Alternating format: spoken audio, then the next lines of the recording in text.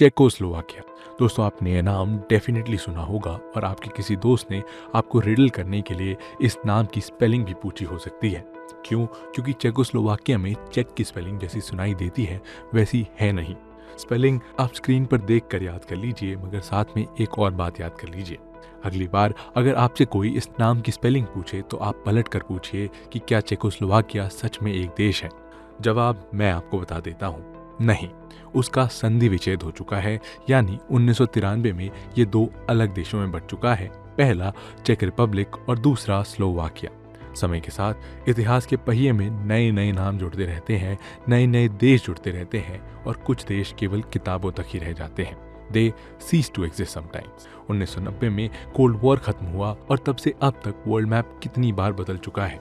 पिछले 34 सालों में 24 नए देशों को यूएन ने मान्यता दी है, यानी हमारे वर्ल्ड मैप में 24 नए देशों के नाम जुड़ गए हैं। 2012 के सितंबर में फ्रैंक जेकब्स और पराग खन्ना ने न्यूयॉर्क टाइम्स में एक आर्टिकल लिखा था, अ न्यू वर्ल्ड। इस ओपिनियन पीस में उन्होंने 10 ऐसे देशों की लिस्ट दी थी जो उनके हिसाब से नियर फ्यूचर में एग्जिस्ट करेंगे।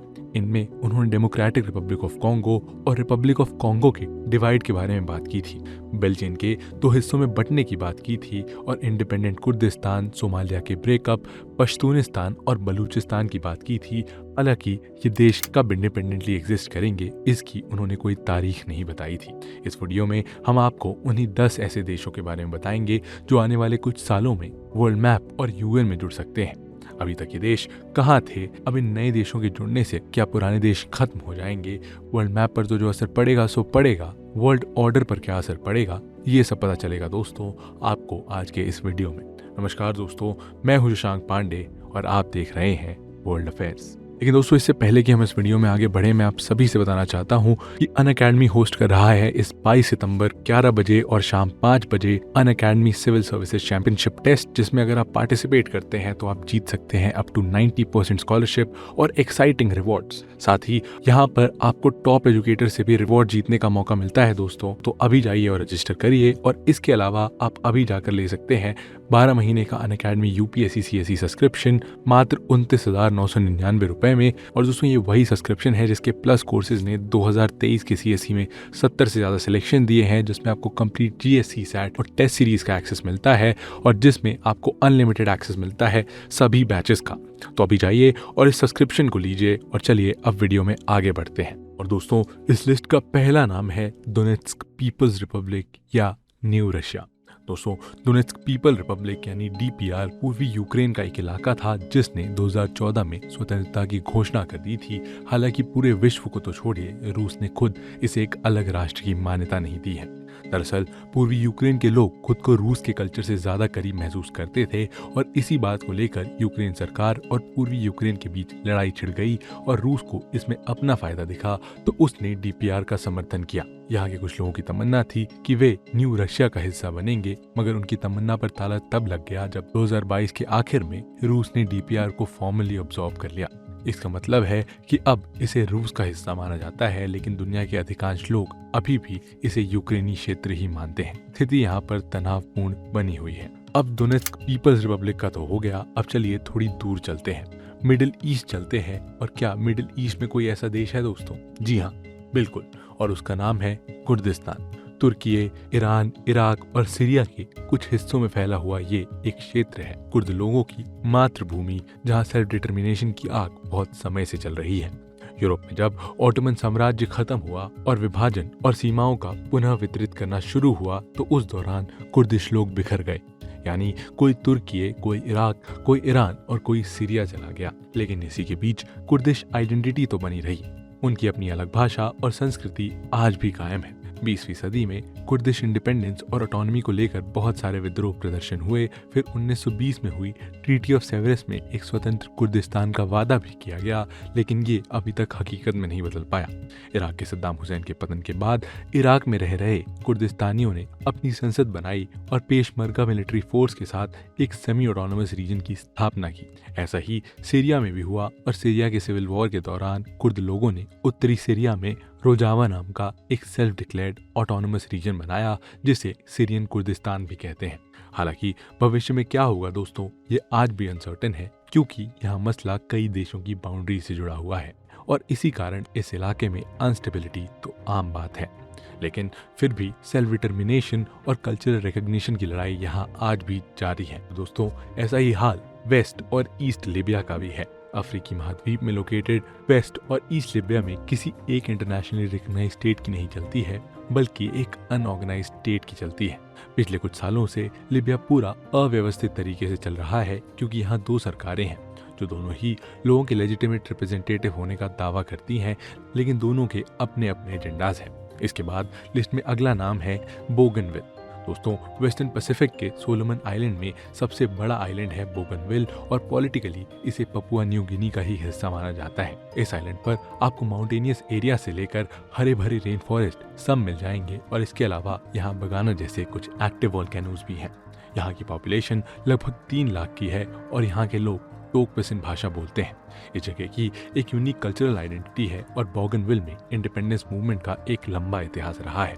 दरअसल 1970 में एक कॉपर माइन को लेकर वर्कर्स और फैक्ट्री मालिकों के बीच तनाव पैदा हो गया था और वो बात इतनी बढ़ गई कि यहाँ एक सिविल वॉर हो गई जो कई दशकों तक चली।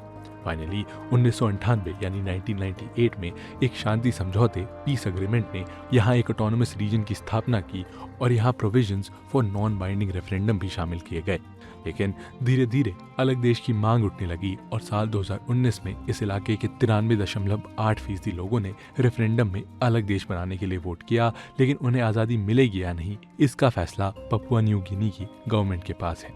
सरकार इस बात पर सहमत हुई है कि बोगनविल को उनकी फॉर्मल इंडिपेंडेंस 2025 और 2027 के बीच दे दी जाएगी।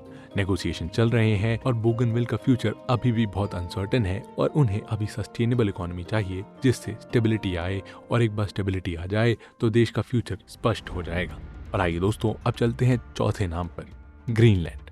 हमने आपको पहले जो देश बताया दोस्तों वो एक आइलैंड था। ये देश भी एक आइलैंड है, दुनिया का सबसे बड़ा आइलैंड ग्रीनलैंड। ये किंगडम ऑफ डेनमार्क की एक ऑटोनोमस टेरिटरी है और डेनमार्क के पास 2 ही ऑटोनोमस टेरिटरीज हैं। पहली ग्रीनलैंड और दूसरी है फ्रो आइसलैंड। दोनों ही जगहों के सिटीजन्स डेनमार्क के फुल सिटीजन्स माने जाते हैं। और दोस्तों, यहाँ पर एक लंबे समय से इनुइट संस्कृति का विकास हुआ है। इनुइट यानी नॉर्थ अमेरिका के आर्कटिक और सब आर्कटिक इलाकों में रहने वाले इंडिजिनियस लोग। ये लोग 10th सेंचुरी में नॉर्थ एक्सप्लोरर से आए थे और फिर यहीं बस गए थे। 15th सेंचुरी तक इस इलाके में उन्हीं का कब्जा रहा और अक्सर आपने इन्हें वाइकिंग जैसी सीरीज में देखा होगा। इसके बाद 18th सेंचुरी की शुरुआत में डेनमार्क ने ऑफिशियली ग्रीनलैंड पर क्लेम किया। डेनमार्क के कॉलोनियल रूल में ग्रीनलैंड के लोगों को बहुत कम अपॉर्चुनिटीज मिली और इस दौरान डेनमार्क ने ट्रेड को पूरी तरीके से लिमिट कर दिया। लेकिन 20th सेंचुरी आते आते इसमें धीरे धीरे बदलाव आना शुरू हो गया और आगे चलकर वर्ल्ड वॉर 2 के बाद स्थिति में और बदलाव आया। डेनमार्क पर तो नाजी ऑक्यूपेशन था, लेकिन ग्रीनलैंड इस दौरान अमेरिका से अपनी दोस्ती बढ़ा रहा था। 1953 में ग्रीनलैंड कॉलोनी से बदलकर डेनिश प्रोविंस बन गया और इसके बाद 1979 में एक टर्निंग पॉइंट तब आया जब ग्रीनलैंड को अपना होम रूल मिल गया। इससे उन्हें एजुकेशन, सोशल वेलफेयर और लोकल रिसोर्सेज जैसे डोमेस्टिक अफेयर्स पर कुछ कंट्रोल दिया गया और आज इतने सालों के बाद स्थिति ऐसी है कि ग्रीनलैंड को ठीक ठाक ऑटोनॉमी मिल गई है, मगर फॉरेन पॉलिसीज, डिफेंस और इकोनॉमी के कुछ एस्पेक्ट्स का फैसला डेनमार्क की सरकार ही लेती है। डेनमार्क सरकार ग्रीनलैंड को फाइनेंशियल एड भी देती है और इसी से रिलेशनशिप और भी कॉम्प्लेक्स बन जाती है, क्योंकि ग्रीनलैंड जहाँ एक तरफ अलग होना चाहता है, वहाँ दूसरी तरफ वो डेनमार्क से पैसे भी ले रहा है। देखिए दोस्तों, ग्रीनलैंडिक सिटीजन्स ईयू के भी सिटीजन्स हैं और अगर ग्रीनलैंड डेनमार्क से अलग हो जाता है तो इन लोगों को जो डेनिश सब्सिडीज मिलती हैं वो भी बंद हो जाएंगी और इससे ग्रीनलैंड की इकोनॉमी पर काफ़ी बुरा असर पड़ेगा। फिर भी ग्रीनलैंड में आज़ादी के लिए अच्छा खासा सपोर्ट है। यूनिवर्सिटी ऑफ कोपेनहेगन ने 2019 में एक सर्वे किया था जिसके मुताबिक यहाँ के 67.7% एडल्ट चाहते थे कि इस आइलैंड को एक अलग देश बना दिया जाए। हालांकि अभी तो इंडिपेंडेंस रेफरेंडम पर कोई बातचीत नहीं हो रही है, मगर 2025 में ग्रीनलैंड में संसदीय चुनाव होने वाले हैं और इसके रिजल्ट्स तय करेंगे कि ग्रीनलैंड अलग होगा या नहीं। Number 5, Scotland. दोस्तों, मिडिल एजेस से ही स्कॉटलैंड एक इंडिपेंडेंट किंगडम रहा। फिर 17th सेंचुरी में जेम्स द 6th इंग्लैंड के राजा बने। जेम्स 7th ऑफ स्कॉटलैंड को इंग्लैंड की गद्दी मिली और वो बन गए James the 1st of England. एक नया सिस्टम बना। स्कॉटलैंड और इंग्लैंड अलग अलग राज्य जरूर थे, मगर एक ही राजा के अधीन। कुछ ही दशक बाद स्कॉटलैंड में फाइनेंशियल और पॉलिटिकल इंस्टेबिलिटी आने लगी और इसी वजह से 1707 में एक्ट्स ऑफ यूनियन बनाया गया, जिसके तहत स्कॉटिश और ब्रिटिश संसद एक हो गई और दोनों मिलकर बन गए kingdom of great Britain. Scotland को ट्रेड मार्केट तो मिल गई, लेकिन उन्होंने अपनी आज़ादी खो दी। 18वीं सेंचुरी में स्कॉटिश लोगों में नेशनलिज्म की भावना फैलने लगी और लोगों में एक सर्ज आया। रॉबर्ट बर्न्स और वॉल्टर स्कॉट जैसे कल्चरल फिगर्स ने स्कॉटलैंड की हेरिटेज को मेन स्ट्रीम में ला दिया और 19वीं सेंचुरी में स्कॉटिश नेशनल पार्टी यानी SNP बनी और उन्होंने अलग राज्य की मांग शुरू की। 20वीं सदी में ऑटोनॉमी की आवाज़ मजबूत हुई और नतीजा ये हुआ कि 20वीं सेंचुरी का अंत आते आते 1999 में स्कॉटिश पार्लियामेंट बनाई गई। इससे स्कॉटलैंड को हेल्थ केयर, एजुकेशन और जस्टिस जैसे डोमेस्टिक इश्यूज पर अधिकार मिला और ये सेल्फ गवर्नमेंट की दिशा में एक बहुत बड़ा कदम था। हालांकि फुल इंडिपेंडेंस पर अब भी बहस चल रही थी, प्रोटेस्ट हो रहे थे। सितंबर 2014 में स्कॉटलैंड में फुली फंक्शनल इंडिपेंडेंस रेफरेंडम भी हुआ और इंडिपेंडेंस के खिलाफ वोट पड़ा।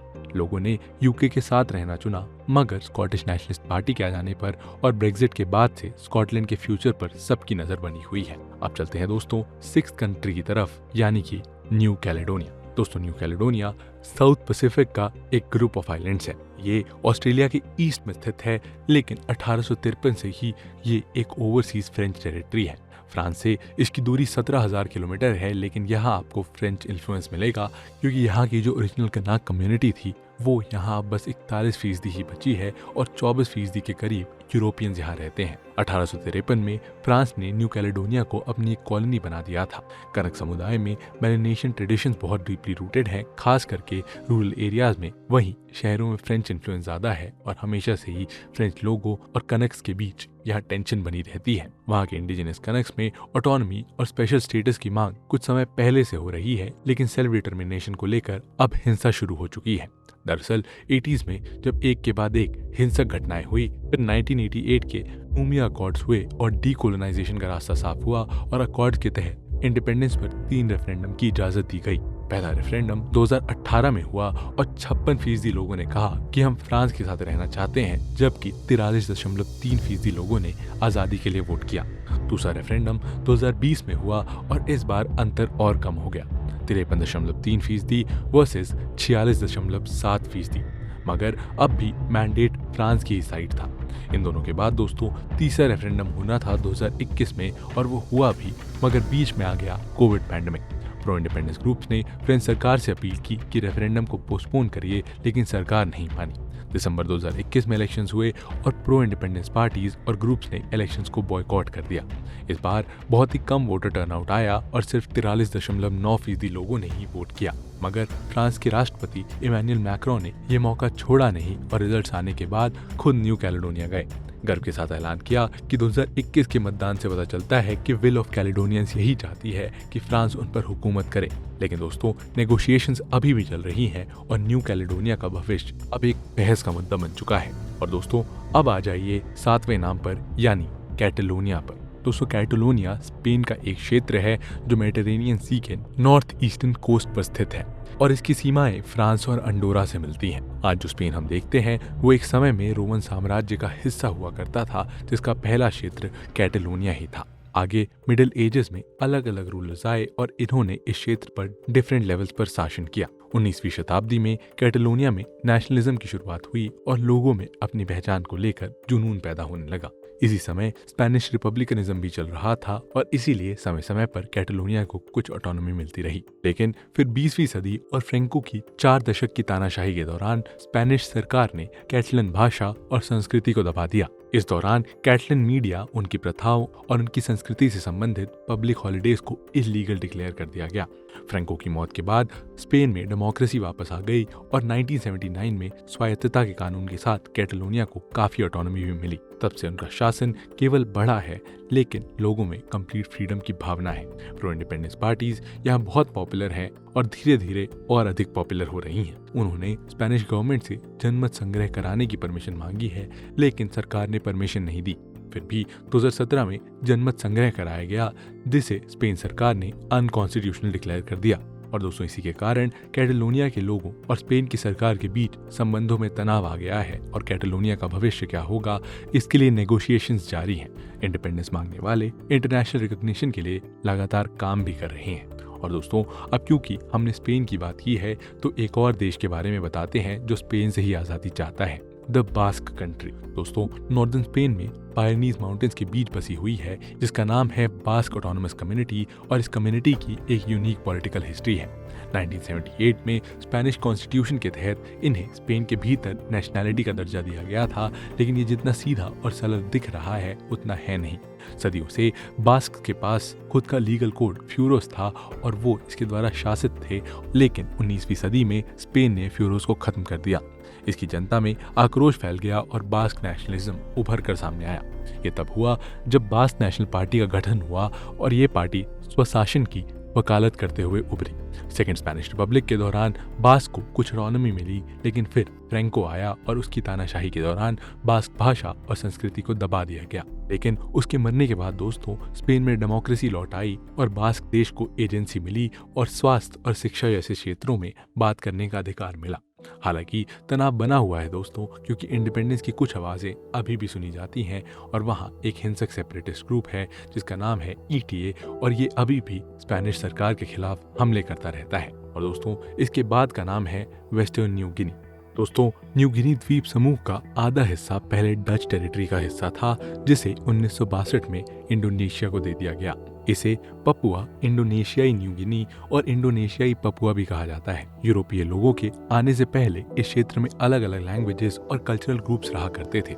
17वीं शताब्दी में जब डच एक्सप्लोरर्स यहाँ आए तो धीरे धीरे इस जगह पर उन्होंने कब्जा कर लिया। उन्होंने इस द्वीप को नीदरलैंड न्यू गिनी नाम भी दिया और डच शासन का एकमात्र उद्देश्य यहाँ के रिसोर्सेज का ज़्यादा से ज़्यादा एक्सप्लॉयटेशन करना था।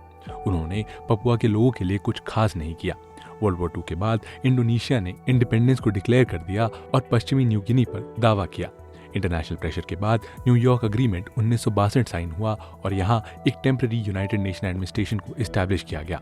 फिर जनमत संग्रह कराया गया जिसमें पपुआ के लोगों को प्रॉपरली रिप्रेजेंट नहीं किया गया, जिसके कारण फैसला इंडोनेशिया के फेवर में गया।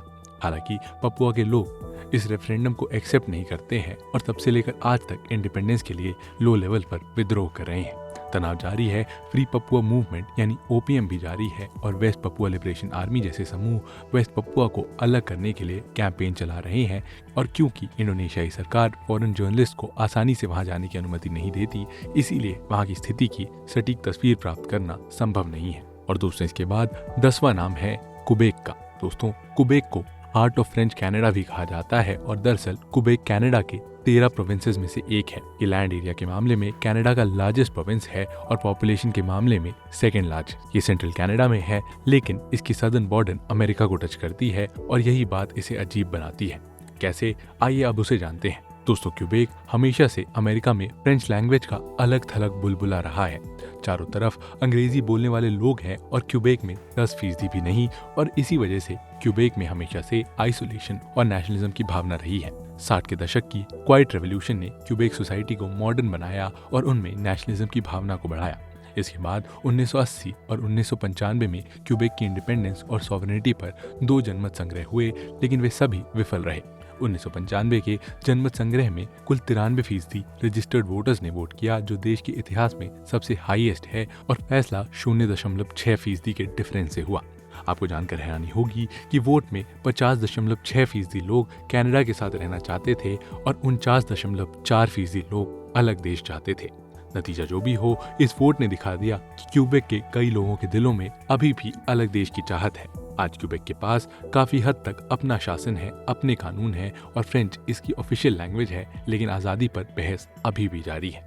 कंक्लूजन दोस्तों, लिस्ट तो और लंबी है। Somaliland, Transnistria, south Ossetia, Abkhazia, Veneto, Flemish Republic, टूक और बरमूडा जैसे देश भी अपनी पहचान के लिए संघर्ष कर रहे हैं, मगर एक ही वीडियो में इन सब के बारे में बात कर पाना इतना आसान नहीं है। और इसीलिए अगर आप ऐसी ही और वीडियोस देखना चाहते हैं तो कमेंट सेक्शन में जरूर बताइए, और अगर हमसे कोई नाम मिस हो गया हो तो उसके बारे में भी बताइए। इसके साथ ही दोस्तों ये वीडियो मैं खत्म करूंगा, लेकिन उससे पहले मैं आप सबसे जानना चाहता हूँ कि आज की डेट में जब आप ये वीडियो देख रहे हैं तब सबसे नया देश कौन सा बना है। जरूर बताइए अपना ये आंसर कमेंट सेक्शन में। दोस्तों मिलते हैं आपसे ऐसे ही एक और इंटरेस्टिंग और इन्फॉर्मेटिव वीडियो के साथ। तब तक के लिए जय हिंद।